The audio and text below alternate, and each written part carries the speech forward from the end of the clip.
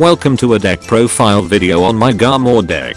This is the build I'm currently running for standard format because I invested in the wrong clan and have been reflecting on my life choices. I would have done this with my real voice, but I have a cold and don't want to read the card's text for 20 fucking minutes.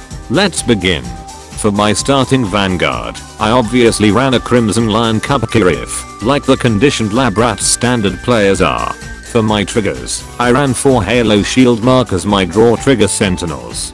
Sometimes I wonder if using regular sentinels would be better because you're sacrificing 4 trigger slots for a defensive trigger in a clan that needs to maximize their offensive capabilities. Which brings me to running 8 critical triggers. I would have liked to run front triggers, but having the threat of dealing more damage in one attack is more important than powering up a full front row. And of course I ran 4 heal triggers because I want everyone at my locals to tilt every time I get a clutch heal. For my grade 1 cards, I ran 4 copies of Listener of Truth Dindrain. Probably the best card to test if the player knows how to read between quotation marks, because 2 out of 10 players would claim that she still gets 3k power if you choose to draw a card. Expect someone in the comments to still ask about this because reading is hard. Moving on, I ran 4 copies of Evil Slaying Swordsman Horgan to feel like a fucking Oracle think tank main. Having the ability to check the top card of your deck when your vanguard's attack hits can let you set up defensive trigger plays. In order to maintain enough soul for all my soul blasting needs, I ran 4 copies of Knight of Vitality Brenius. It is best to have this card on rear guard before you ride into your first grade 3. And finally, 2 copies of Knight of Elegant Skills Gareth in case I need a quick 18k to 28k attacker. For my grade 2 cards, I ran the Breast Grill in the clan, 4 copies of Player of the Holy Bow Vivian.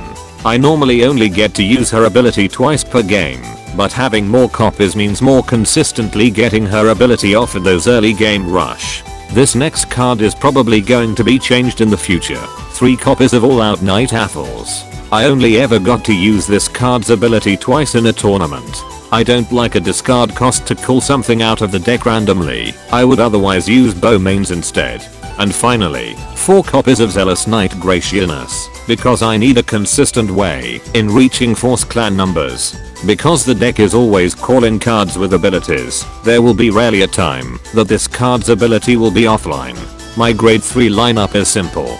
4 copies of Great Silver Wolf Garmore and 4 copies of Battlefield Storm Sagramore. It is best to have extra Garmore copies in hand to ride with every turn in order to maintain your field with enough units to give power to. Unfortunately, this playstyle can easily be countered by Zanbaku. Garmore's continuous ability is only there to ward off conditioned lab rats who think that Ezel is the only viable build in standard. And Sagramore is your backup grade 3 in case you just need to ride in order for Brenius to not be left hanging. And here's a little gameplay sample on how you usually want things to go. Enjoy.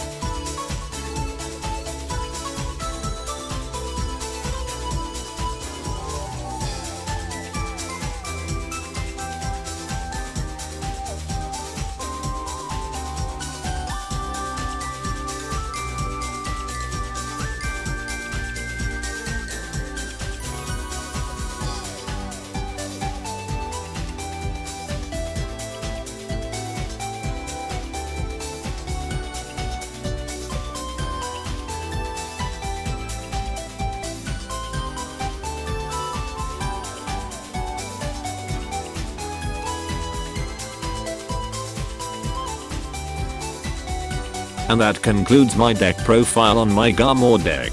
Be sure to subscribe and let me know in the comments how you still think Dindrain can get 3k power if you use her to draw a card, so that I can mock you.